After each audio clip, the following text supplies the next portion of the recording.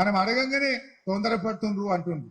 మేం తొందరపడతలేం, మీరే డేట్లు పెట్టి పేపర్ల ఫుల్ పేజ్ యాడ్ లేలే. ఎలక్షన్ ముందు జాబ్ క్యాలెండర్ అని అన్ని పత్రికల్లో ఫ్రంట్ పేజ్లో యాడ్ రాలే.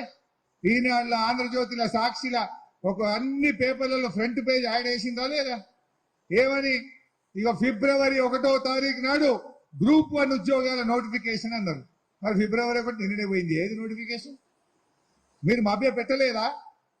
ఇలా యాక్చువల్గా పోలీస్ స్టేషన్ లో కాంగ్రెస్ పార్టీ మీద కేసు పెట్టాలి, చీటింగ్ కేసు పెట్టాలి వాళ్ళ మీద.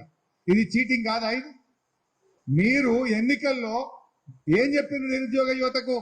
ఫిబ్రవరి 1వ తారీఖు నాడు ఉద్యోగాలకు నోటిఫికేషన్ ఇస్తామన్నారు. ఇవ్వకుండా మాట తప్పింది కదా. ఇది ఈజీ నాట్ ఎ చీటింగ్. అదే విధంగా మీరు ఏమన్నారు? మా రేగా గారు చెప్పినట్టు 9వ తారీఖు నాడు 2 లక్షల రుణమాఫీ అన్నారు. మరి డిసెంబర్ 9, జనవరి 9, ఫిబ్రవరి 9 వచ్చినా ఇవాళకి సప్పుడు లేదు. ఇది అడిగితే తప్పట. ఇది అడగడం తప్ప? మీరు ఇచ్చిన మాటను గుర్తు చేయడం కోసమే ప్రజలు మమ్మల్ని ప్రతిపక్షంలో కూర్చోబెట్టారు. తప్పకుండా మేము అడుగుతూనే ఉంటాం. మీరు మీకు చేతగాక ఫ్రస్ట్రేషన్తో ఇవాళ మమ్మల్ని తిడతా ఉన్నారు.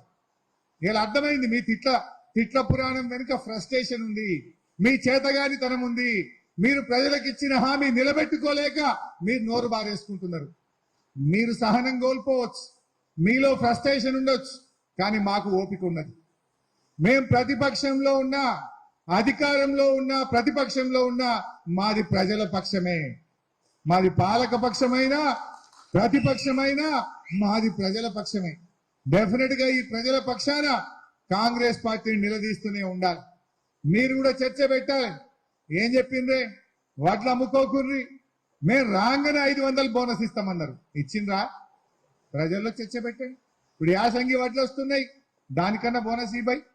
మక్కలకి బోనస్ నువ్వు చెప్పలేదా? మిర్చికి ఇస్తా అని, మక్కలకి ఇస్తా అని, వడ్లకి ఇస్తా అని వాళ్ళ మేనిఫెస్టోలో ఆ 420లో ఉన్నది, చదువు.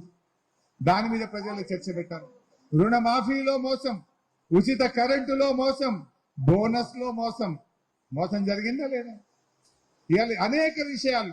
జాబ్ క్యాలెండర్ ఇస్తామన్నారు, మోసం చేసింది. వాళ్ళే చెప్పింది ఫిబ్రవరి 1వ తారీఖున. ఇట్లా అనేక